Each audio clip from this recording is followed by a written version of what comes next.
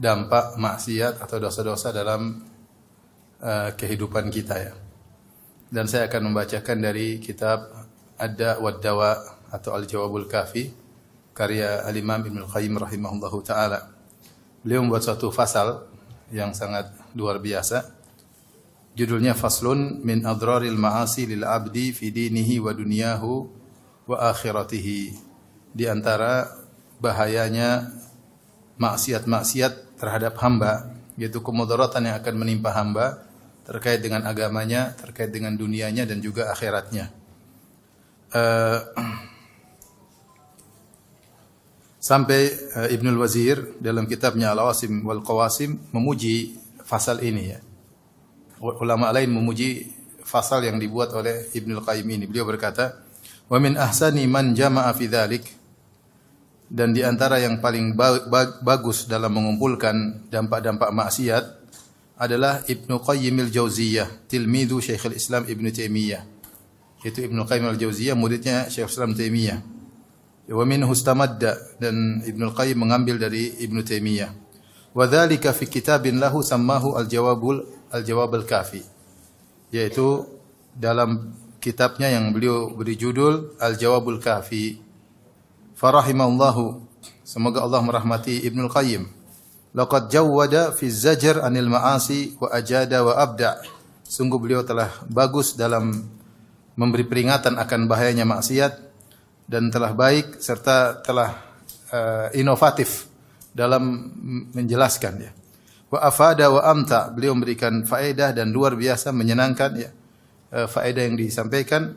Wa jaa bima lam yusbaq ila mithlihi, dan beliau mendatangkan faedah-faedah yang belum ada seorang ulama pun sebelumnya mendatangkan faedah-faedah seperti dalam kitab tersebut. Ini pujian ulama terhadap kitab Ibnu Qayyim, terutama fasal ini, fasal tentang bahayanya maksiat ya dalam kehidupan seorang hamba. Kemudian beliau sebutkan banyak sekali dampak buruk terkait dengan dunianya, agamanya maupun akhiratnya. Maka saya akan bacakan ya, sedikit demi sedikit sambil kita merenungkan dan kita hayati ya. Karena siapa sih di antara kita tidak melakukan maksiat? Setiap kita sering melakukan apa? Maksiat, terutama di zaman sekarang dengan adanya medsos, maka kita semua mudah terpapar dalam maksiat, baik maksiat mata, maksiat telinga, maksiat hati, maksiat lisan ya. Dan banyak hal ya. Dosa-dosa yang kita sering lakukan ya. Dan ini bahaya. Dosa-dosa punya dampak, dosa-dosa kecil maupun dosa-dosa besar. Terkadang seorang hanya memandang dosa-dosa besar yang berbahaya. Dosa-dosa kecil juga bahaya dan pasti punya dampak. Tidak ada dosa kecuali punya dampak ya. Tidak ada dosa kecuali punya dampak. Terlebih kalau dosa-dosa kecil tersebut dilakukan berulang-ulang ya. Makanya Rasulullah SAW pernah bersabda, "Iyyakum wa muhaqaratiz dzunub." Waspadalah kalian dari dosa-dosa yang diremehkan ya. Sungguhnya dosa-dosa tersebut idza syama'na 'ala rajul yuhliknahu. Kalau dosa-dosa tersebut yang diremehkan sudah berkumpul pada seorang, maka dosa-dosa tersebut akan membinasakan orang tersebut. Meskipun kecil-kecil tapi banyak berulang-ulang, maka akan membinasakan. Dan dosa pasti punya dampak. Taib, saya bacakan, walil ma'asi minal atharil qabihatil madhmumati wal mudhirrati bil qalbi wad din wal badan wad dunya wal akhirah. Maksiat itu punya dampak yang buruk, yang tercela, yang memberi mudarat kepada hati, kepada agama, kepada badan, ya, hati, agama, badan, dunia dan akhirat, ma la ya'lamuhu illallah. Yang tidak ada yang tahu seluruh dampak-dampaknya kecuali Allah. Dampaknya sangat banyak, yang tahu hanya Allah Subhanahu wa taala. Ya. Tapi Ibnu Qayyim berusaha menguraikan sedikit demi sedikit. Walaha minal uqubati syar'an wa qadaran ajilan wa ajilan ma la ya'lamu illallah azza wa jalla. Demikian juga maksiat-maksiat juga memiliki hukuman-hukuman yang ditimpakan pada pelaku maksiat baik secara syariat maupun secara kenyataan, itu secara qadar, secara hukum kauni, secara sunnatullah yang segera maupun diakhirkan, dan yang tahu semuanya hanyalah Allah Subhanahu wa taala. Kemudian mulai menyebutkan sebagian dari dampak maksiat. Artinya beliau ingin menyampaikan dampak maksiat sangat banyak. Ya, tapi yang tahu semuanya siapa? Allah Subhanahu wa taala. Maka beliau hanya menyebutkan sebagian yang Allah bukakan ilmu bagi beliau rahimahullahu taala. Yang pertama adalah hirmanul ilm, yaitu terhalangi dari ilmu. Kata beliau, faminha hirmanul ilmi nafi'. Pelaku maksiat terhalang dari ilmu yang bermanfaat. Kenapa bisa demikian? Fa innal ilma nurun yakdhifuhu Allahu fil qalb. Artinya mungkin aja dia punya ilmu tapi tidak bermanfaat kalau dia pelaku maksiat. Ya. Tapi kalau dia berusaha menghindarkan diri dari maksiat, maka ilmunya akan bermanfaat. Kenapa? Karena ilmu adalah cahaya yang Allah lemparkan dalam hati seseorang. Wal ma'siyatu tudfi'u dzalika nur. Dan maksiat memadamkan cahaya tersebut. Walamma jalasa Syafi'i rahimahullah baina yaday Malik wa qara alaihi a'jabahu ma ra'a. Ketika Imam Syafi'i rahimahullah berguru di hadapan Imam Malik, kemudian dia duduk di hadapan Imam Malik, maka Imam Malik takjub dengan Imam Syafi'i rahimahullah. Lima ra'a min tawaqqudi dhihnihi, karena Imam Syafi'i luar biasa cerdasnya. Ya, digambarkan seakan-akan kecerdasannya menyala-nyala saking cerdasnya, ya. Imam Syafi'i 7 tahun hafal Al-Quran, kalau nggak salah 10 tahun hafal Muwatta Imam Malik, kitab hadis yang isinya ribuan hadis. Bagaimana sang guru tidak terpesona dengan sang murid. Wa furi fitnatihi, dan kecerdasannya yang luar biasa. Wa idhami dzakaihi. Wa kamali fahmihi, dan sempurnanya pemahaman Syafi'i. Maka dia berkata, Imam Malik kepada Imam Syafi'i, "Ya fata, inni arallaha qad alqa ala qalbika nuran." Wahai sang pemuda, sungguh menurut aku melihat, sungguhnya Allah telah melemparkan dalam hatimu ada cahaya, yaitu meletakkan cahaya dalam hatimu.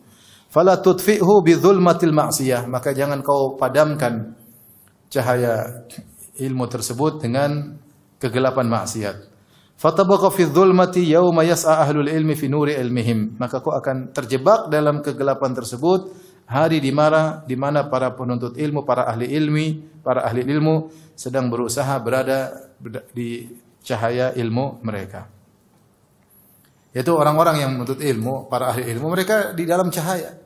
Ya, mereka terus dalam jalan yang terang benderang. Sementara kalau seorang melakukan maksiat, maka dia dalam kegelapan.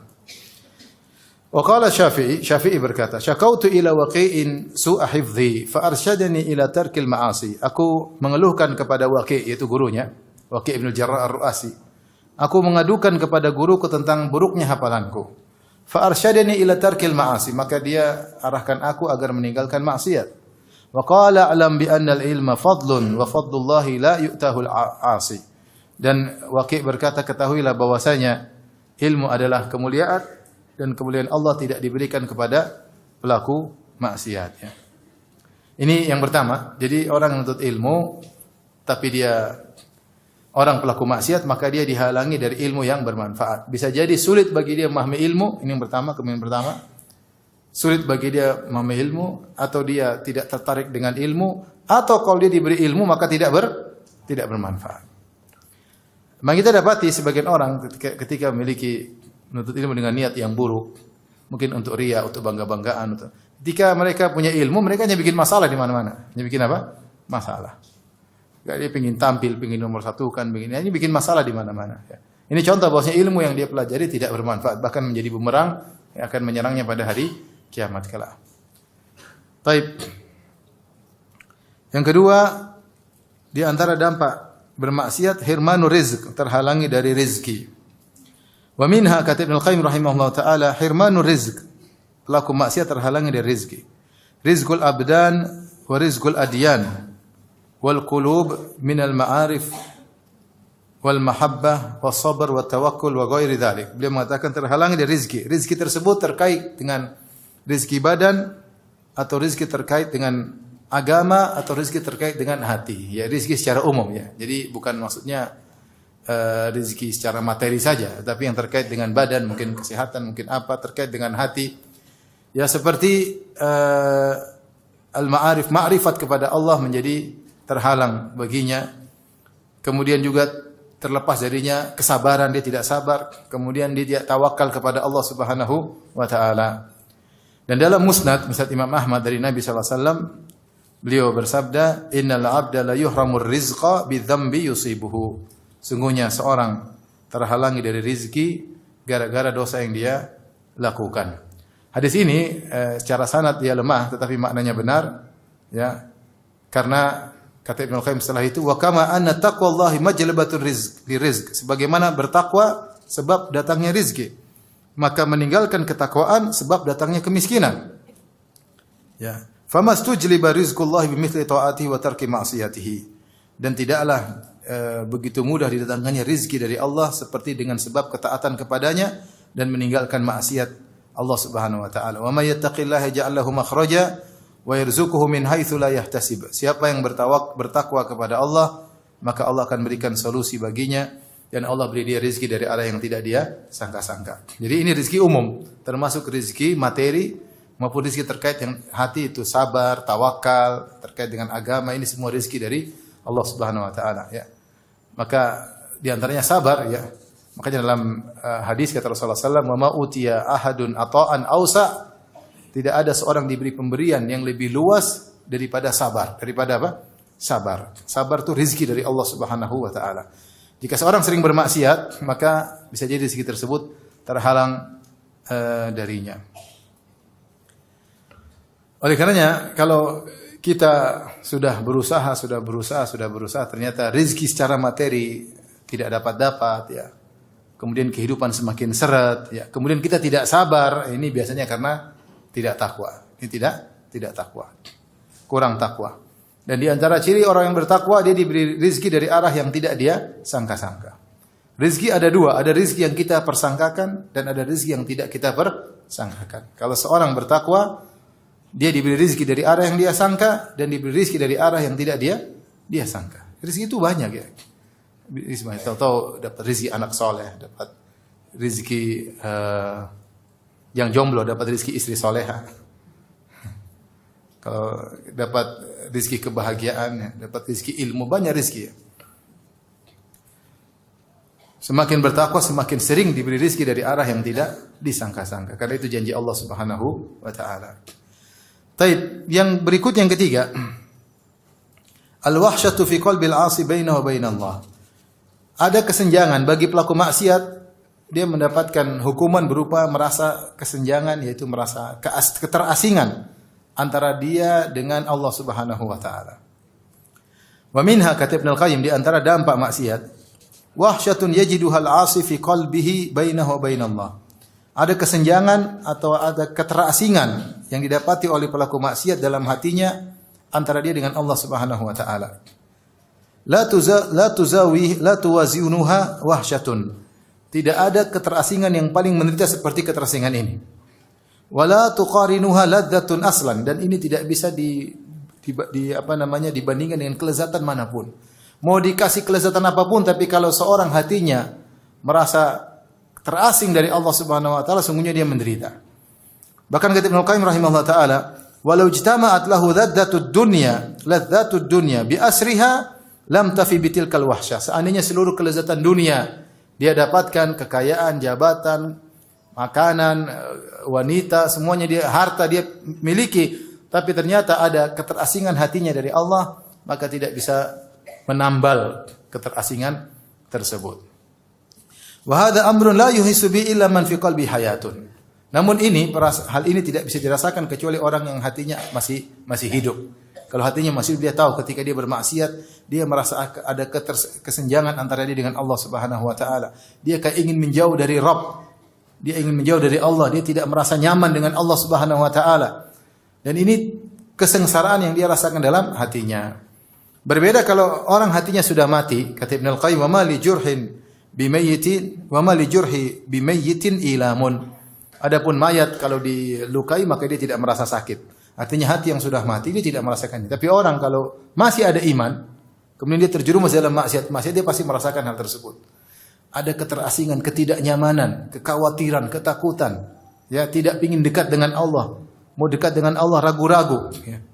Tidak ada kelezatan dalam beribadah. Mau ke masjid aja enggak enak, mau ikut pengajian enggak enak. Dia ada keterasingan luar biasa antara dia dengan Allah Subhanahu wa taala akibat maksiat yang dia lakukan,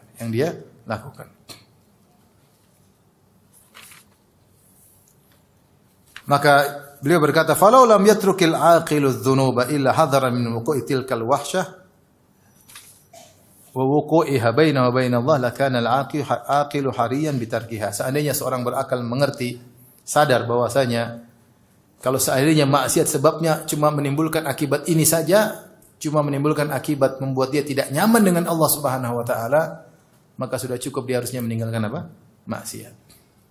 Dia tidak merasa nyaman dengan Allah Subhanahu wa taala. Baik. Yang berikutnya yang berapa?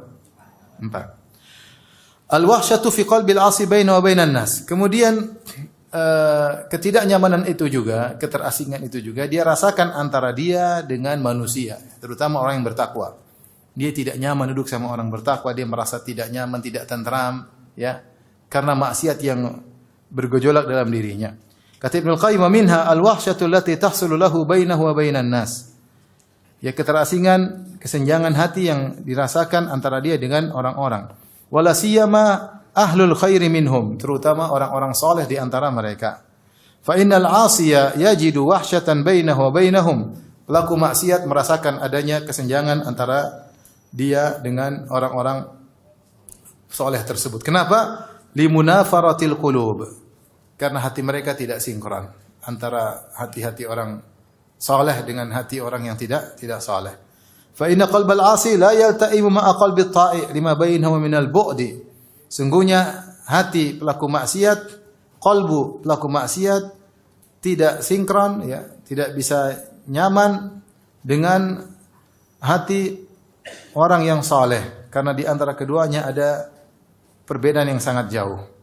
Wa kullama qawiyat tilkal wahsyatu ba'uda minhum, semakin besar kesenjangan tersebut itu semakin dia sering bermaksiat, maka dia semakin enggak nyaman duduk dengan mereka, wa min mujalasatihim, dan tidak nyaman bermajelis dengan mereka karena tidak nyambung, satu bicara ketakwaan, satu bicara akhirat, sementara dia kecenderungan ingin maksiat. Wa hurima barakatul intifa'i bihim, dan akhirnya dia terhalangi dari mendapatkan keberkahan, mendapatkan manfaat dari orang-orang saleh, ya. Ini di antara dampak dari maksiat. Kemudian Ibnu Qayyim berkata, wa qaruba min hizbi syaitan biqadri ma ba'uda min hizbir rahman, dan dia semakin dekat dengan golongan syaitan sebagaimana dia semakin jauh dari golongan Allah Subhanahu wa taala, dari hizbullah, hizbur rahman. Wa taqwa hadhil wahsyatu hatta tastahkim, dan kesenjangan ini, keterasingan ini semakin kuat sehingga sudah bercokol dan semakin kokoh. Fataqa'u bainahu wa baina imra'ati wa waladihi, bahkan itu bukan cuma kepada orang lain kesenjangan tersebut, bahkan kesenjangan tersebut terjadi antara dia dengan istrinya, antara dia dengan anaknya, wa aqaribihi, ada ketidaknyamanan antara dia dengan kerabat-kerabatnya, bahkan wa bainahu bain nafsihi, bahkan dia tidak nyaman dengan jiwanya sendiri. Fastarahu mustawhishan min nafsihi, kalau dia berdapat diri, dia merasa tidak nyaman dengan dirinya sendiri, tidak nyaman dengan dirinya sendiri. Ini jika kegelapan, wahsyah, kesenjangan, keterasingan itu semakin kuat, dia merasakan dampaknya bahkan hubungan dia dengan istri dan anak-anaknya. Wa qala al-Fudail bin Iyad, berkata Fudail bin Iyad rahimahullah taala, inni la a'sillaha fa'arifu dzalika fi khuluqi himari wa khadimi wa imraati wa qaribati. Sungguhnya aku bermaksiat kepada Allah dan aku melihat dampak maksiat tersebut pada perangai tungganganku, yaitu himarku, keledaiku, dan aku lihat pada perangai pembantuku, istriku, dan kerabatku. Hal ini disebutkan oleh Ibnu Abi Dunya dan Abu Nuaim dari Fudail bin Iyad. Baik. Jadi maksiat menyebabkan hubungan tidak nyaman, ya. Tidak nyaman sama orang saleh, tidak nyaman duduk sama mereka, maunya duduk sama orang pelaku maksiat, ya, gelisah. Kalau duduk sama orang-orang saleh, pinginnya bermajelis sama pelaku maksiat atau bersendirian dalam dunia maya maksiat, ya, dia tidak nyaman. Bahkan ketidaknyamanan tersebut sampai muncul antara dia dengan istrinya dan anak-anaknya, hubungan tidak nyaman. Ini hidup seperti ini tidak bahagia. Taib, yang berikutnya yang keberapa? 5. Ibu sudah hafal 1, 2, 3, 4. Kalau ujian bisa insyaallah, ya. Insyaallah enggak lulus. Yang berikut yang kelima, ta'sirul umur. Pelaku maksiat urusannya menjadi ruwet, menjadi susah. Wa minha, di antara dampak maksiat, ta'siru umuril 'asi. Pelaku maksiat urusannya menjadi susah alaihi. Fala yatawajjahu li amrin illa yajiduhu mughlaqan dunahu. Tidaklah dia melakukan satu kegiatan kecuali tertutup pintunya. Au muta'assiran alaihi. Bisa tapi ternyata sulit, banyak hambatan-hambatan. Wa hadza kama anna man ittaqallaha ja'alahu min amri yusra. Dan ini sebaliknya, orang yang bertakwa kepada Allah, Allah mudahkan urusannya. Faman attala taqwa, siapa yang membuang ketakwaan, ja'alahu min amrihi usra, maka Allah bikin urusannya sulit. Wa yallahil ajab, sungguh menakjubkan. Kaifa yajidul abdu abwabal khairi wal masaliha masdudatan anhu wa turuqaha mu'assaratan alaihi wa huwa la ya'lamu min aina utiya. Demi Allah, sungguh menakjubkan bagaimana seorang hamba melihat pintu-pintu kebaikan tertutup darinya. Kemaslahatan kemudian buntu kepadanya. Jalan-jalan menuju kebaikan sulit semuanya, kemudian dia tidak tahu sebabnya apa. Menakjubkan. Kenapa dia tidak tahu sebabnya? Yang jelas sebabnya karena dia bermaksiat. Bal huwa munkabbun ala ma yazidu umurahu alaihi ta'siran. Dan dia semakin menuju pada perkara yang semakin mempersulit dirinya. Maka kita harus sadar bahwasanya kita dalam urusan-urusan terkadang kita tahu ini baik, kok sulit bagi kita? Kok sulit? Ya jelas karena maksiat. Makanya kalau seorang sudah merasa sulit, sering beristighfar, astagfirullah. Ada ikhwan nazar ditolak melulu, itu pasti maksiat. Kalau jomblo nazar ditolak, apa kurangnya? Saya ganteng, pakai mobil kok ditolak? Ada masalah ini. Segera istighfar. Oleh karenanya, ya, maka aneh kalau seorang ketika ingin melakukan kebaikan, jalan-jalannya tertutup, pintu-pintu tertutup, jalan buntu semua, terus dia tidak sadar, kok bisa? Qul huwa min indi anfusikum. Sebagai firman Allah Subhanahu wa taala, itu semua dari diri kalian sendiri. Yang mempersulit adalah kalian. Coba kalau banyak istighfar, banyak bertobat, insyaallah jalan-jalan terbuka. Taib, yang berikutnya yang berapa? Yang keenam, zulmatun fil qalb. Kata Ibnu Qayyim, yaitu ada kegelapan dalam hati, merasa kegelapan. Wa minha, di antara dampak maksiat, zulmatun yajiduha fi qalbihi haqiqatan. Seorang pelaku maksiat mendapati dalam dirinya ada kegelapan yang hakiki. Yuhissu biha kama yuhissu bi zulmatil lail al-bahim idza dlahamma. Dia benar-benar merasakan kegelapan tersebut sebagaimana jika dia berada di dalam kegelapan malam yang gelap gulita. Ada kegelapan tersebut dia rasakan. Fatasiru zulmatul ma'siyati liqalbihi ka zulmatil hissiyati li basarihi. Maka jadilah kegelapan dalam hatinya seperti kegelapan yang nyata di depan matanya. Fa inna ta'ata nurun, karena ketaatan adalah cahaya. Wal ma'siyatu zulmah, dan kemaksiatan adalah kegelapan. Wa kullama qawiyatiz zulmatu izdadat hayratuhu. Semakin besar kegelapan tersebut, maka semakin besar kebimbangannya. Orang tersebut semakin bingung. Hatta yaqa fil bid'ah wad dhalalat, sehingga dia terjerumus dalam bid'ah, kesesatan-kesesatan. Wal umuril muhlikati wa huwa la yash'ur, dia terjerumus dalam perkara-perkara yang binasakan dan dia tidak sadar. Ka'ama kharaja fi dhulmatil lail yamshi wahdahu, seperti orang buta yang keluar di tengah malam gelap gulita kemudian dia berjalan sendiri.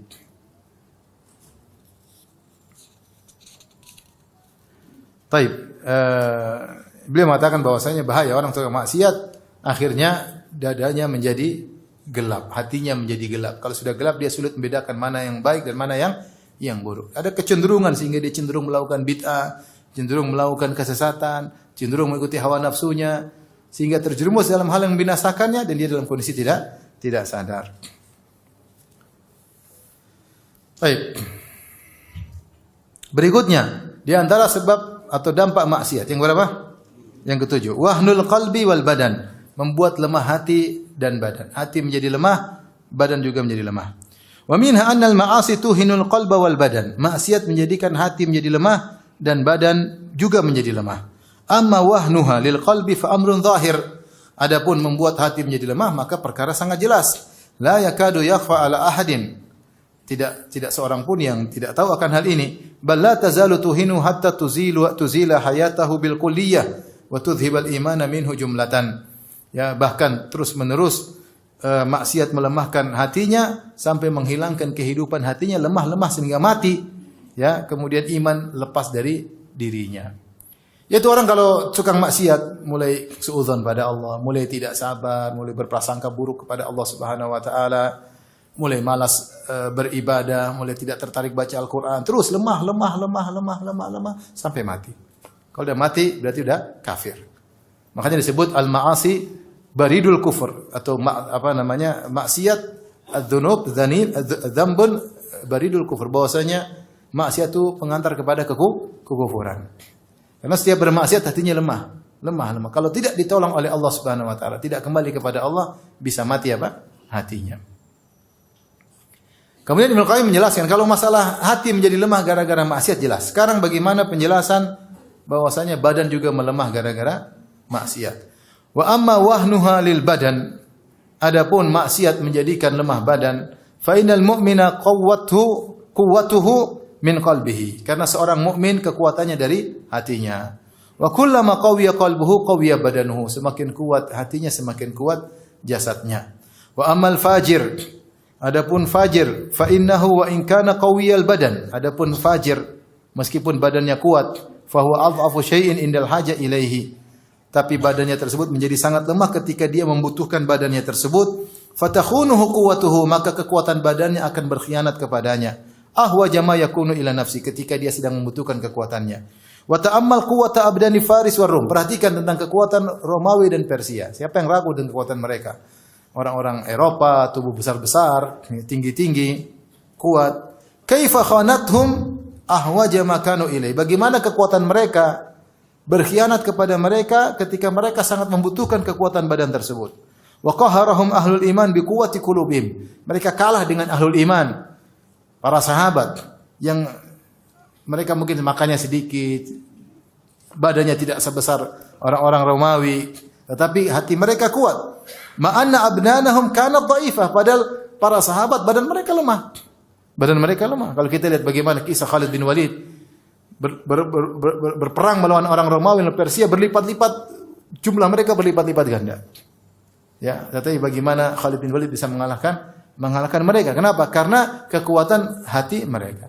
Sementara makan mereka terbatas, badan mereka lemah. Wa khuyuluhum dha'ifah, kuda-kuda mereka juga lemah, kaum muslimin. Wa uddatuhum dha'ifah, persenjataan mereka juga lemah. Wa inna ma qaharuhum bi quwwati imanihim wa qulubihim. Namun para sahabat bisa mengalahkan mereka dengan apa? Kekuatan iman mereka. Maka ini bukan, seakan-akan Ibnu Qayyim mengatakan bukan omong kosong. Kalau orang hatinya kuat, dia bisa mengalahkan fisik yang kuat. Meskipun fisik dia mungkin lemah, tapi dengan kekuatan hati yang kuat, fisiknya menjadi kuat untuk mengalahkan secara kasat mata fisik musuh lebih kuat, namun bisa kalah. Dia sebutkan contohnya seperti ini. Ya, para sahabat jalan jauh, bayangkan. Pergi ke negeri Romawi, ratusan kilo, bahkan ribuan kilo, 1000 kilo lebih mereka berjalan. Bawa perbekalan yang seadanya, kuda-kuda yang sudah mungkin keletihan, kemudian jumlah yang sedikit, kemudian sampai di negeri musuh, melawan musuh yang berlipat ganda, ternyata sahabat menang. Apa yang buat mereka menang? Hati mereka yang apa? Yang kuat. Secara fisik mereka menang, mereka perang secara fisik. Ya, dan mereka menang. Ya. Makanya ketika Khalid bin Walid ditanya, "Siapa? Kau datang dengan siapa?" Kata Khalid bin Walid, "Saya datang dengan kaum yang mencintai kematian sebagaimana kalian mencintai kehidupan." Subhanallah. Kata saya datang dengan kaum yang mencintai kematian sebagaimana kalian mencintai apa? Kehidupan. Repot lawan dengan musuh seperti ini. Repot. Ya, akhirnya kalah mereka. Jadi benar bahwasanya iman yang kuat membuat tubuh juga menjadi apa? Menjadi kuat ya. Dan saya sudah sampaikan tadi dalam pengajian. Lihat, kita dapati para ulama kita ya. Mereka bukan olahragawan, tapi mereka kuat. Kadang mereka ke sana kemari, kemudian sampai dipanjangkan umur oleh Allah Subhanahu wa taala. Kemudian mereka tidak pikun, luar biasa ya. Allah beri apa? Kekuatan apa? Hati mereka apa? Hati mereka kuat. Sehingga diberi kekuatan badan oleh Allah Subhanahu wa taala. Yang berikutnya, yang keberapa? Yang ke-8. Hirmanut ta'ah. Pelaku maksiat terhalangi dari ketaatan. Gara-gara dia bermaksiat, dia tidak melakukan ketaatan. Wa min hirmanu ta'ah falau lam yakun lidzambi uqubatun illa annahu yufawwitu ala fa'ilihi ta'atan aw ta'atin yuhmadu aqibatuha wa tanfa'uhu ahwaja ma yakunu ilaiha. Ya. Kalau seandainya tidak ada dampak buruk dari maksiat kecuali maksiat tersebut membuat dia terhalangi dari melakukan ketaatan. Kadang satu ketaatan, kadang ketaatan yang banyak, yaitu efek domino. Gara-gara satu maksiat ini dia terhalangi satu ketaatan, akhirnya berlanjut ketaatan-ketaatan yang lain juga terhalangi. Seandainya waktu misalnya gampang, seorang nonton film Korea. Film Korea berapa menit biasanya? Saya ingin tahu. Film Korea berapa menit? Berapa menit? Jangan pura-pura tidak tahu. Film Korea berapa menit? 60 menit. Taruhlah 60 menit ya. 60 menit dia duduk nonton Korea. Seandainya dia gunakan untuk baca Quran, tentu ada. Dia terhalangi dari maksiat, terhalangi dari ketaatan. Gara-gara nonton apa? Maksiat. 1 jam hilang, seandainya digunakan untuk ketaatan, maka ini sudah cukup. Seorang hendaknya meninggalkan maksiat. Karena dengan maksiat tersebut dia terhalangi dari ketaatan yang harusnya dia bisa dilakukan di waktu tersebut. Yang jadi masalah, ketaatan yang terhalangi darinya terkadang bukan satu ketaatan, tapi ada efek domino. Ada ketaatan-ketaatan lain yang akhirnya terhalangi gara-gara satu maksiat ini. Maka Ibnu Qayyim, seorang yang berakal, seandainya tahu bahwasanya dampak dari maksiat cuma satu ini saja, maka sudah cukup dia meninggalkan maksiat. Karena ketaatan ini luar biasa dampaknya di akhirat kelak, di dunia maupun di akhirat. Dan dia butuh dengan ketaatan tersebut di saat-saat dia sangat butuh kepada kebaikan itu di akhirat kelak. Ternyata ketaatan tersebut tidak dia lakukan. Fa inna dzamba yasuddu fa'ilahu an ta'atin takunu badalahu. Sungguhnya maksiat menghalangi seorang dari melakukan ketaatan yang harusnya dia lakukan ketaatan, dia malah melakukan apa? Maksiat. Wa ma yakfil 'asi uqubata ma'siyati hatta yasuddahu an ta'atin yu'aqabu aidan ala fawatiha. Ya. Sungguh sudah cukuplah bagi seorang pelaku maksiat, dia melakukan maksiat maka dia dihukum ya, selain terhalangi dari ketaatan, dia juga dikasih hukuman akibat tidak melakukan ketaatan tersebut. Wa yaqta'u alaihi aidan tariqa ta'atin ukhra, dan juga akhirnya membuat dia terhalangi dari ketaatan yang lain. Wa ukhra, dan kemudian ketaatan yang lain. Yang ketiga wa rabi'ah, dan ketaatan yang keempat juga terhalangi. Tsumma khamisah, ketaatan yang kelima juga terhalangi gara-gara satu maksiat. Wa halumma jarra, dan seterusnya. Jadi satu maksiat terkadang efek domino. Terkadang efek domino. Maksudnya harusnya seorang misalnya dia 1 jam dia baca sesuatu, dia baca Quran, maka kemudian dari baca Quran tersebut dia baca mungkin tertarik untuk sedekah gara-gara ada ayat tentang sedekah atau silaturahmi, akhirnya dia melakukan ketaatan yang berikutnya. Ya. Mungkin akhirnya malam dia sholat malam karena dia tadi sebelum tidur baca apa? Al-Quran, akhirnya malam dia sholat malam, akhirnya dia sholat subuh. Coba kalau dia nonton maksiat, ketaatan lewat semua. Dia tidur, sholat malam enggak sholat malam, subuh lewat, sholat duha. Salat subuh di waktu apa? Duha. Salat qobliyah jadi ba'diyah. Lanjut. Pagi-pagi bangun hati menjadi apa? Kering, lupa silaturahmi, lupa sedekah. Ini contoh, maksudnya satu maksiat bisa menghalangi dari ketaatan, efek domino juga terkadang panjang. Fa yanqatu alaihi bidzambi ta'atun katsira. Gara-gara satu dosa, maka terputus darinya rantai ketaatan yang panjang. Kullu wahidatin minha khairun lahu minad dunya wa ma 'alaiha. Setiap kebaikan yang terhalangi darinya lebih baik daripada dunia dan seisinya. Gara-gara nonton film Korea, dia tidak salat malam. Salat malam ini lebih baik daripada dunia dan seisinya. Yang dia lakukan mungkin setengah jam, 1/4 jam, 1 jam, lebih baik daripada dunia dan seluruh isinya. Salat subuh di masjid, salat qobliyah subuh yang dia lakukan akhirnya terhalangi. Yang kedua qobliyah subuh ini lebih baik daripada dunia dan seisinya. Apalagi salat subuh berjamaah. Apalagi zikir setelah setelah subuh, kemudian dia salat duha. Semua lewat gara-gara tadi malam dia bermaksiat. Betapa banyak ganjaran yang hilang darinya. Fayafutuhu al-ajr ma'a hamli al-wizr, maka pahala luput darinya dan dia harus memikul dosa. Wa tatadha'afu fi haqqihi al-uqubah. Wa hadza karajulin, dan kemudian hukuman semakin bertumpuk padanya. Wa hadza karajulin akala aklatan aujabat lahu maradatan tawilatan mana'atu min iddati akalatin atyaba minha. Ini gambarnya sederhana kata Ibnu Qayyim, seperti seorang makan suatu racun bikin dia sakit. Gara-gara dia sakit dia enggak bisa makan yang enak-enak, yang baik-baik sekian lama. Kira-kira seperti itu. Ketika dia bermaksiat, terhalang dari banyak kebaikan-kebaikan yang lain. Intinya dia jadi terhalangi. Allah bikin dia terhalangi dari kebaikan-kebaikan yang lain. Gara-gara satu maksiat yang dia lakukan. Bagaimana kalau berbagai macam maksiat? Al-Hasan Al-Basri berkata, "Inna min thawabil hasanatil hasanata ba'daha." Di antara balasan kebaikan adalah kebaikan yang selanjutnya. Orang melakukan kebaikan, Allah berikan dia untuk lanjut ke kebaikan berikutnya. Wa min uqubati sayyi'ati sayyi'ata ba'daha. Hukuman terhadap keburukan adalah keburukan yang selanjutnya dia lakukan.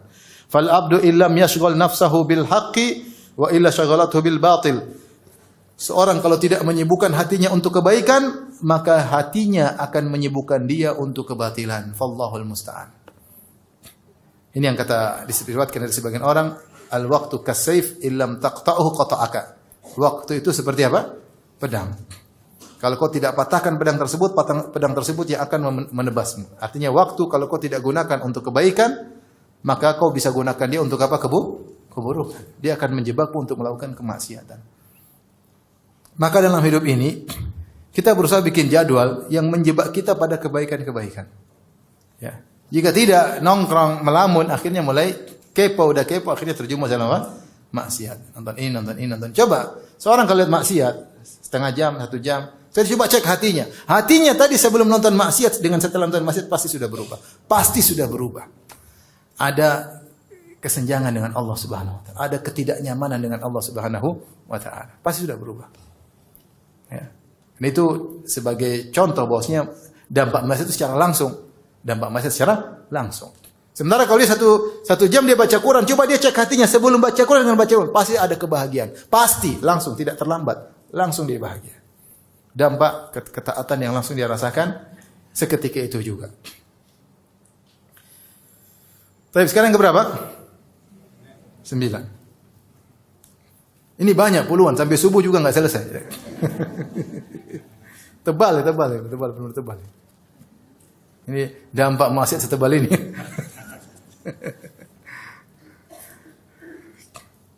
Baik, yang berikutnya yang ke-9. Qisarul umur wa mahqu barakatihi. Pendek umur dan dihilangkan keberkahan umur. Wa minha, kata Ibnu Qayyim, di antara dampak maksiat, annal ma'asi tuqassirul umur wa tamhaqu barakatahu.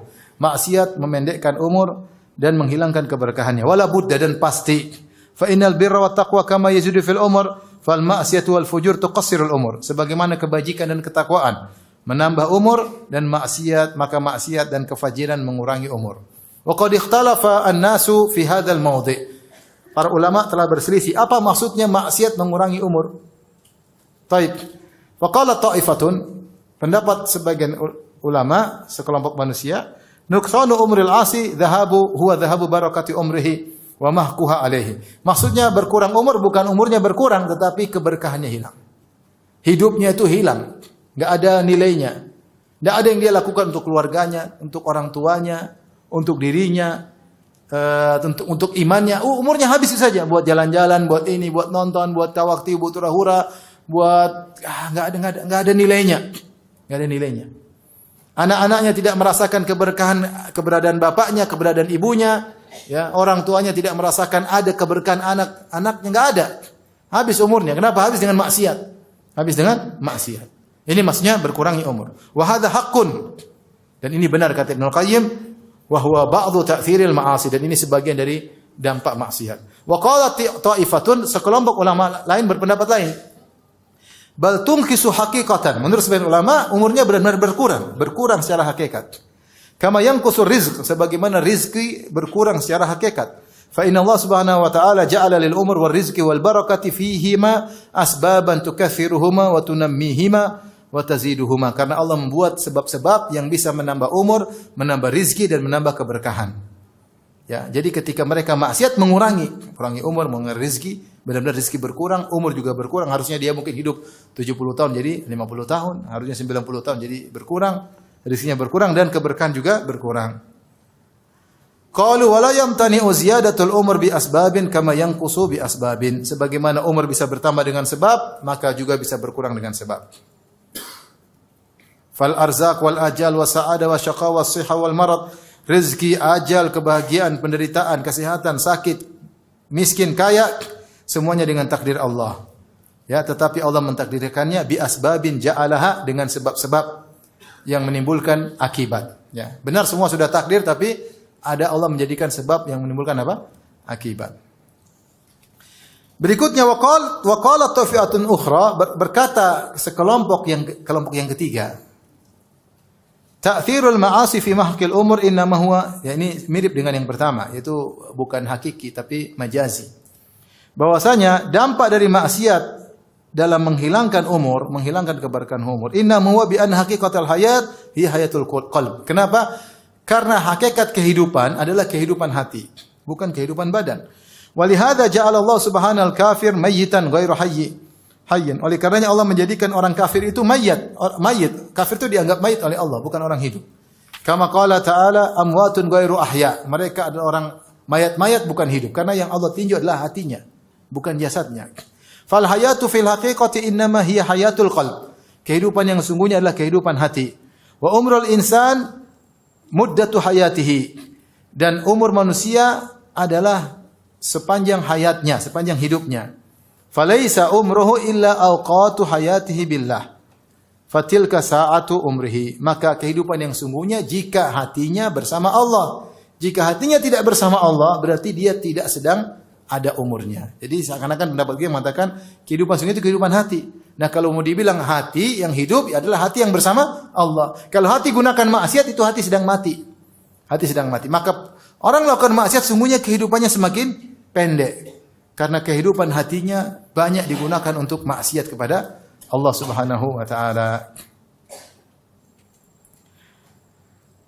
Fa'ala hadza fal birru wat taqwa wa ta'atu tazidul fi umr fi hadhihi al-awqat allati hiya haqiqatu umrihi wa la umra lahu siwaha. Maka dengan demikian maka kebajikan, ketakwaan, ketaatan menambah umur, yaitu dalam waktu-waktu yang digunakan untuk takwa, itulah hakikat kehidupan manusia. Dan tidak ada umur bagi manusia kecuali dalam rangka ketaatan. Kalau bukan untuk ketaatan berarti dia sedang apa? Sedang mati. Wabil jumlah fal abdu idza a'rada 'anillah ishtaghala bil ma'asi. Ketahuilah kesimpulannya, jika seorang hamba berpaling dari Allah maka dia sibuk dengan maksiat. Dha'at alaihi ayyamu hayatihi, maka akan hilang pergi sia-sia hari-hari kehidupannya. Al-haqiqiyah, itulah kehidupan yang sungguhnya, hilang semuanya. Allati yajidu ghibba idha'atiha yauma yaqul ya laitani qaddamtu li hayati. Yang hari-hari yang hilang tersebut dia akan merasakan dampak buruknya pada hari kiamat kelak tatkala dia berkata, ya laitani qaddamtu li hayati. Seandainya dulu aku beramal soleh ketika di dunia. Oleh karenanya seorang berusaha untuk menghemat-hemat umurnya untuk ketakwaan kepada Allah Subhanahu wa taala. Jika umurnya habis buat kemaksiatan, maka sungguhnya dia telah mengurangi kehidupan yang hakiki, karena kehidupan yang hakiki adalah kehidupan hati bersama Allah Subhanahu wa taala. Maka di sini kita renungkan ikhwan, sudah betapa banyak umur yang sudah kita buang. Terlalu banyak. Terlalu banyak umur yang kita buang tidak ada manfaatnya. Itu bukan kehidupan yang sungguhnya. Ini masalahnya medsos zaman sekarang. Medsos. Terlalu banyak musim-musim di zaman kita ini. Musim politik, musim artis, musim ini. Terlalu banyak. Akhirnya kita melihat yang tidak perlu, akhirnya kita melihat maksiat, akhirnya kita komentar. Setiap hari kita buang umur kita, ya. Kita istilahnya browsing, ya. Kita berpindah dari satu klip ke klip berikutnya. Akhirnya kita buang umur kita, ya. Hanya kita nanti sesali pada hari kiamat kelak. Taib yang berikutnya yang keberapa? 10. Wa minha al-ma'asi tuwallidu amsalaha. Maksiat itu menimbulkan maksiat-maksiat yang sepertinya. Wa minha anal ma'asi tazra'u fil qulubi amsalaha. Sungguhnya maksiat yang dilakukan oleh seorang hamba menanamkan dalam hati hamba maksiat-maksiat yang semisalnya. Wa yuwallidu ba'daha ba'dan. Sebagian maksiat melahirkan sebagian maksiat yang lain. Hatta ya'sur 'alal 'abdi mufaraqatuha, sampai sulit bagi seorang hamba untuk meninggalkan maksiat tersebut. Wal khuruju minha, dan sulit dia keluar dari maksiat tersebut. Maksudnya sudah kecanduan.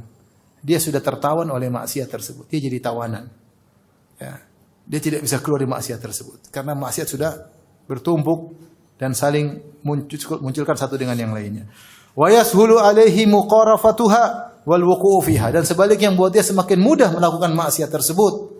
Kama qala ba'dhu salaf, sebagaimana perkataan sebagian salaf, inna min uqubati sayyi'ati as-sayyi'ata ba'daha. Sungguhnya di antara hukuman maksiat adalah maksiat yang berikutnya. Wa inna min thawabil hasanati al-hasanata ba'daha. Di antara balasan kebajikan adalah kebajikan selanjutnya. Fal abdu idza amila hasanatan, ini dampak maksiat. Karena kamu kalau maksiat bukan itu saja yang kau lakukan, pasti giring maksiat yang lain. Sederhananya orang kalau musik, emang musik aja yang dia maksiatin. Banyak, udah musik pasti ya disco-disco, kemudian niru-niru orang-orang kafir, kemudian sama cewek-cewek, kemudian syahwat, kemudian teler, kemudian bisa terjun pada zina dan yang lainnya, narkoba dan yang lain. Ya tidak? Dan itu sering sekali artis-artis seperti itu, sering sekali. Ya. Mereka buat senang orang, mereka sendiri tidak senang, tidak bahagia. Akhirnya narkoba, keluarga berantakan, ya. Tidak ada kebahagiaan, gonta-ganti pasangan, dan seperti itu. Ya. Khamar, ya. Zina. Fal abdu idza amila hasanatan qalat ukhra ila janibiha. Jika seorang hamba melakukan kebaikan, maka kebaikan lain di sisinya berkata, ha ana hasanatun fa'malni aidan. Saya juga kebaikan, lakukan dong kebaikan tersebut. Ini dampak melakukan kebaikan. Jika melakukan kebaikan lain memanggil dia, saya juga kebaikan, lakukan dong. Fa idza amilaha qalat ukhra. Kalau dia melakukan kebaikan yang berikutnya, kebaikan yang lain juga ngomong, i'malni, lakukanlah aku juga. Wa thalithatan wa rabi'atan kadzalik. Kemudian kebaikan yang ketiga, kebaikan yang keempat dan seterusnya, wa halum majarra. Fatadha'afa ribah, maka keuntungan yang didapatkan pahala berlipat ganda. Wa tazayyadatil khairatu wal hasanat, maka kebaikannya bertumpuk-tumpuk, kebaikannya bertambah-tambah. Namun sebaliknya, wa kadzalika janibu sayyiati aidan. Demikian juga sisi keburukan. Ya. Hatta tasirut ta'at wal ma'asi hayatin rasikhatin wa sifatin lazimatin wa malakatin thabitatin. Falau attala aman enggak? Falau attala al-muhsin ta'ala dhaqat alaihi nafsuhu. Kata beliau Ibnu Qayyim rahimahullahu taala, bahwasanya ketika seorang melakukan kebaikan akan bertumpuk-tumpuk sehingga menjadi suatu kondisi yang kokoh dan sifat yang melazimi. Demikian pula keburukan. Kita melakukan maksiat yang satu, maksiat yang lain mengatakan saya juga maksiat. Kenapa kau tidak lakukan? Maksiat juga melakukan, saya juga maksiat. Kenapa kau tidak melakukan? Kenapa kau hanya melakukan maksiat yang itu? Saya juga dong. Akhirnya bertumpuk-tumpuk maksiat yang satu dengan yang lainnya. Aman ya kalau enggak ganti? Aman ya? Sampai Ibnu Qayyim mengatakan, perhatikan di sini. Sampai kalau seorang yang baik dia meninggalkan satu kebajikan atau dia meninggalkan kebajikan, la dhaqat alaihi nafsuhu, maka dia merasa sesak, kenapa saya tidak melakukan kebaikan? Artinya dia sudah kecanduan apa? Kebaikan. Dia hari ini tidak salat malam, dia aduh, kenapa saya tidak salat malam? Kenapa tadi sudah alarm bunyi tapi saya tidur lagi? Ya. Kenapa saya tidak berbuat baik sama dia? Kenapa saya tidak bersedekah hari ini? Kenapa saya tidak salat duha hari ini? Kenapa hari ini saya tidak baca Quran? Dia merasa sesak dirinya. Ya. Wa dhaqat aila ardu bima rahubat. Ya. Dia merasa bumi yang luas ini terasa sempit baginya ketika sudah terbiasa melakukan kebajikan, kemudian dia tidak melakukannya. Wa ahassa min nafsi bi annahu kal huti idza faraqa al ma. Dan dia merasa dirinya seperti ikan sudah jika lepas dari air. Sudah sulit hidup ini, ikan tanpa air susah. Hatta yu'awidaha, sampai dia kembali kepada air tersebut. Fataskunu nafsuhu wa taqarru ainuhu. Kalau dia sudah melakukan kebajikan lagi, maka dia tentram lagi, tenang lagi, seperti ikan yang dikembalikan ke air. Sebaliknya, lau attala al-mujrimul ma'siyata wa aqbala at-ta'ala dhaqat ai nafsuhu. Kalau pelaku maksiat yang sudah terbiasa melakukan maksiat, ketika diajak melakukan ketaatan, maka dirinya menjadi sempit. Sulit. Mau disuruh salat berat. Wa dhaqa sadru, suruh baca Quran berat, hatinya menjadi sempit. Ayat alaihi madahibuhu, semua jalan keluar tertutup. hatta yu'awidaha, sampai dia melakukan maksiat lagi. Hatta inna katsiran minal fusaq, perhatikan. Sampai sebanyak dari pelaku maksiat, la yuwaqi'ul ma'siyata min ghairi ladzatin yajiduha. Perhatikan, ini Ibnu Qayyim perkataan indah. Wala da'iyatan ilahi illa lima yajiduhu min alam bimufaraqatiha. Sampai sebagian pelaku maksiat ketika melakukan maksiat, dia bukan karena dapat kelezatan. Sudah ada tidak ada kelezatan lagi. Cuma kalau dia tidak maksiat, dia menderita. Saya ulangi, dia maksiat sudah saking biasanya. Ini maksiat yang dilakukan bukan karena kelezatan lagi, tapi kalau dia tidak lakukan dia menderita. Ngeri. Kama sarraha bidzalika Syekhul Qaum, sebagaimana ada di antara mereka bos pelaku maksiat yang mengaku akan hal ini tukang minum bir. Dia berkata, wa ka'sun syaribtu ala ladzatin wa ukhra tadawaitu minha biha. Satu gelas bir saya minum untuk kelezatan, satu gelasnya lagi untuk pengobatan. Karena kalau saya tidak minum saya tersiksa. Saya tersiksa, kecanduan. Ini bukan karena kelezatan lagi, tapi karena tersiksa kalau tidak melakukan apa? Maksiat. Sama perokok, minum khamar, pecandu film yang porno misalnya, atau narkoba, ya. Apa dia bilang? Kalau tidak konsumsi narkoba mengalami apa namanya? Sakau apa? Sakau. Ya. Sakit tidak? Sakit itu. Sakit, kasihan. Jadi dia minum narkoba bukan untuk kelezatan, tapi karena untuk menghilangkan apa? Sakau yang dia rasakan. Jadi maksiat seperti itu. Dia bukan apa, tapi harus dia lakukan. Jika tidak, dia kayak ada yang hilang. Jadi dia harus melakukannya. Sudah kecanduan. Canduan. Bukannya kelezatan, nggak ada lagi. Khamar satu saya minum untuk kelezatan, benar. Khamar berikutnya saya minum untuk berobat. Karena kalau saya tidak minum, saya menderita. Itu dampaknya maksiat kalau sampai pada tahapan seperti itu. Wala yazalu al-'abdu yu'ani ta'ata. Senantiasa seorang hamba berusaha sulit menjalankan ketaatan. Tapi dia jalani wa ya'lafuha, sampai dia terbiasa, bahkan wa yuhibbuha, kemudian dia cinta ketaatan tersebut. Baca Quran pertama malas, tapi lama-lama senang, lama-lama pingin tadabbur, lama-lama pingin menghafal. Itu butuh perjuangan sampai tahapan tersebut. Wa yu'thiruha hatta yursilallahu subhanahu bi rahmati alaihil malaikata ta'azzuhu ilaiha azzan. Sampai dia mengutamakan ketaatan tersebut daripada kenikmatan-kenikmatan yang lain. Sampai Allah dengan kasih sayangnya mengirim malaikat untuk mendorongnya. Ayo taat, ayo bangun malam, ayo baca Quran, ayo sedekah. Ada malaikat yang mendorongnya. Wa tuharriduhu 'alaiha, buat dia segera ayo melakukan ketaatan. Wa tuz'ijuhu an firashi wa majlisi ilaiha, membuat dia gelisah. Hari ini dia belum baca Quran, orang ngobrol, dia pingin segera pergi, pingin segera pulang. Kenapa dia membaca Quran? Dia pingin segera tidur. Kenapa? Supaya bisa bangun malam. Kalau sudah bangun malam dia gelisah. Sudah jam berapa ini? Dia pingin bangun salat malam. Ada malaikat yang buat dia gelisah untuk melaksanakan apa? Ketaatan. Sebaliknya, wala yazalu ya'laful ma'asi. Sementara seorang senantiasa melakukan maksiat, wa yuhibbuha, sampai cinta kepada maksiat tersebut. Wa yu'thiruha, sampai mendahulukan maksiat atas segalanya. Dia tidak peduli. Apakah ini berdampak kepada istrinya, berdampak kepada anaknya, berdampak kepada ekonominya, dia tidak peduli. Apakah kesehatannya juga ditumbalkan, dia tidak peduli. Karena dia sudah jatuh cinta sama maksiat tersebut, sudah kecanduan. Hatta yursilallahu alaihi syayatin fata'uzzuhu ilaihi azzan. Sampai Allah kirim bagi dia setan-setan, menggiring dia, membuat dia gelisah untuk kalau tidak bermaksiat. Sehingga dia harus bermaksiat. Fal awwalu qawwa jundat ta'ah bil madad fasaru min akbari a'wanihi wal 'asi qawwa jundal ma'siyah bil madad fakanu a'wanan alaihi. Baik, lanjut apa sudah? Sudah ke berapa ini? Sudah 10. Udah 10 cukup ya? Hah? Nanti lain kali ya. Gimana Ibu? Lanjut apa sudah?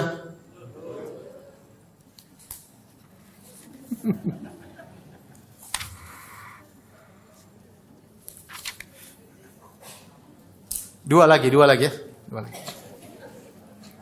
Biar apa? Satu lusin, 12. Yang ke-11, al-ma'asi tud'iful qalba an iradatihi. Maksiat menjadikan hati lemah keinginannya menjadi lemah. Ya.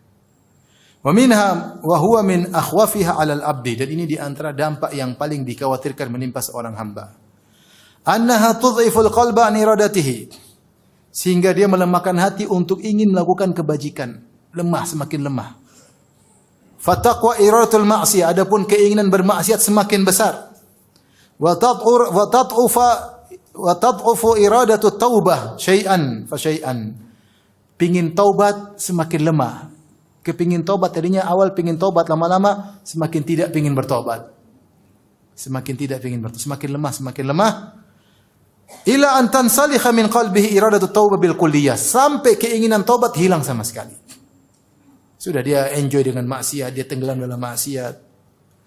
Falau mata nasifu lama taba ila Allah. Ya. Falau mata nisfuhu lama taba ila Allah. Fayati minal istighfar wa taubatil kadzdzabin bil lisan bi syai'in katsir. Ya. Wa qalbu maqudun bil ma'siyah. Makanya akhirnya apa? Betapa kalau seandainya hatinya mati setengah, kita sudah sulit mengatakan dia bertobat kepada Allah. Ya, kenapa? Dia mungkin bilang istighfar, mungkin dia bilang saya bertobat dengan lisannya sering, hatinya sudah mati setengah. Bagaimana kalau mati seluruhnya? Ibnu Qayyim mengatakan seandainya setengah hati sudah mati, ya, dia kemudian beristighfar, taubat itu pun kita ragukan taubatnya. Kenapa? Sebagaimana taubatnya kadzdzabin. Fayati minal istighfar wa taubatal kadzdzabin bil lisan bi syai'in katsir, seperti para pendusta yang kami bertobat, kami beristighfar, wa qalbu maqudun bil ma'siyah, sementara hatinya pingin melakukan maksiat. Hatinya berazam untuk maksiat. Musirrun 'alaiha, masih rindu dan candu untuk maksiat. Azimun 'ala muwaqa'atiha mata amkanathu, dan bertekad untuk melakukannya kapan bisa bermaksiat. Wa hadza min a'zamil amradi wa aqrabiha ilal halak, dan ini adalah penyakit yang paling berbahaya yang menjerumuskan dalam kebinasaan. Ini hati-hati. Orang bermaksiat akhirnya tidak berpikir taubat. Akhirnya lupa untuk bertobat dan tidak terbetik hatinya untuk bertobat sedikit pun. Ini bahaya. Kalau sudah begitu kemudian mati, selesai. Yang terakhir. Yang ke-12. Al-ma'asi tudhibu minal qalbi istiqbahaha. Maksiat itu menyebabkan tidak ada lagi dari hati rasa memandang maksiat itu buruk. Artinya kalau orang beriman lihat maksiat itu buruk, tapi karena dia sering bermaksiat, akhirnya bagi dia maksiat itu tidak buruk. Ini berbahaya. Wa minha, yang ke-12, annahu yansalikhu minal qalbi istiqbahul ma'siyah.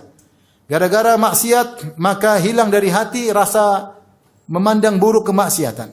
Fatasiru lahu adatan, jadilah maksiat itu adalah tradisi dia, kebiasaan dia. Fala yastaqbihuha min nafsi wala min ghairihi, sehingga dia tidak memandang maksiat yang dia lakukan buruk, apa yang dia lakukan atau maksiat orang lain yang enggak. Dia mandang dia lakukan biasa aja. Dia lihat orang lain juga biasa aja.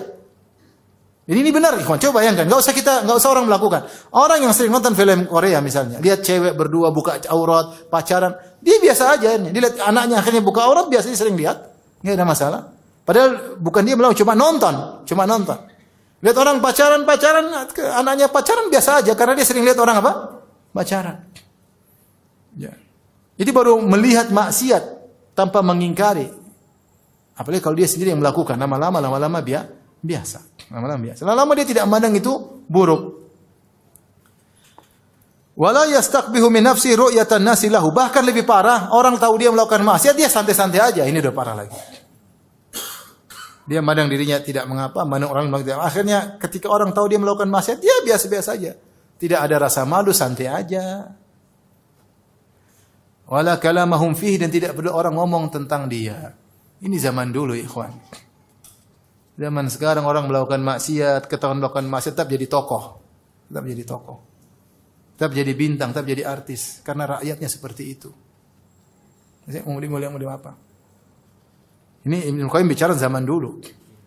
Zaman sekarang kalau kemaksiat, ketahuan ini, tetap aja jadi artis. Tetap aja dipuja-puja. Tetap aja disanjung-sanjung. Tetap aja di bintang iklan. Ya. Karena masyarakatnya seperti itu. Wa hadzal hal 'inda arbabil fusuq huwa ghayatu tahattuq wa tamamul ladzah. Kondisi seperti ini di sisi para pembesar tukang maksiat, ini adalah puncak dan kesempurnaan kelezatan. Hatta yaftakhiru ahadum fil majalis, sampai di antara mereka ada yang membanggakan kemaksiatan. Lagi kumpul bersama orang dia bangga dengan maksiat. Wa yuhadditsu biha ma lam ya'lam annahu amilah. Bahkan dia cerita maksiat yang orang-orang tidak tahu dia lakukan. Saya begini. Dia berkata, "Ya fulan amiltu kadza wa kadza." Tahukah kamu saya melakukan demikian.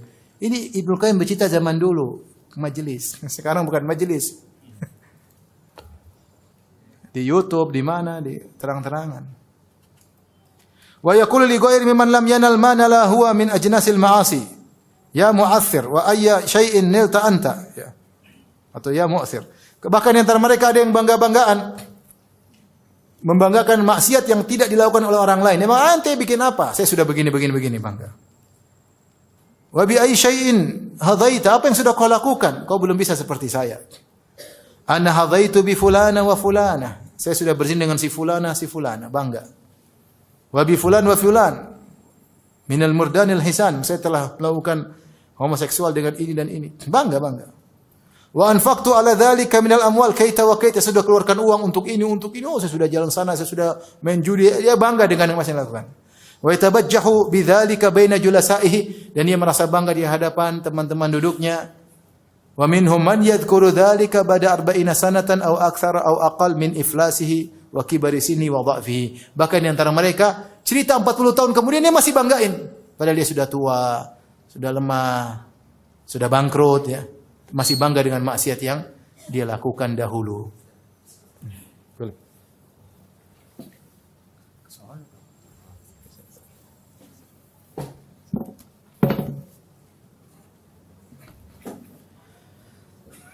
Sudah selesai, tenang aja. Jadi kalau maksiat sudah masuk dalam hati seorang, ya, maka dia bahkan bangga dengan maksiat tersebut. Hatinya sudah benar-benar rusak. Tadinya malu hilang. Tadinya memandang maksiat buruk, sudah enggak buruk lagi. Melihat orang melakukan keburukan, dia tidak menganggap buruk. Bahkan dia akhirnya membanggakan kemaksiatan yang dia lakukan. Kalau dia tidak bertobat, maka binasalah dia. Wa hadha ad-darbu minan nasi la yu'afawna minhu wa tusaddu alaihim tariqut taubah. Kelompok model manusia seperti ini tidak akan selamat, tidak diampuni oleh Allah. Akan tertutup darinya pintu taubat. Wa tughlaqu anhum abwabuha, maka pintu-pintu taubat tertutup dari mereka. Fayamutu ahadum bila taubah, maka salah seorang dari mereka mati tanpa bertobat.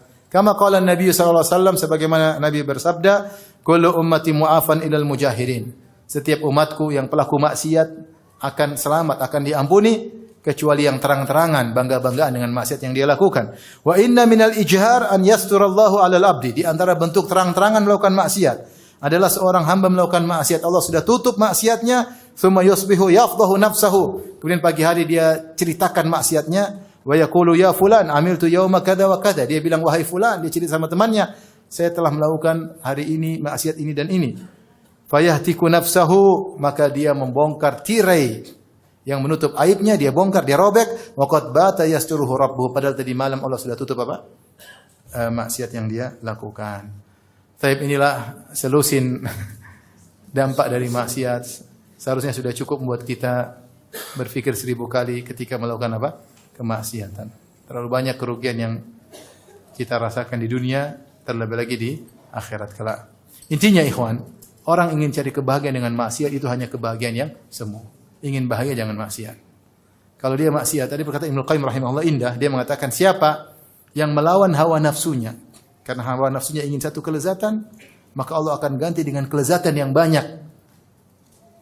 Ya, saya ulangi, siapa yang saya baca ini?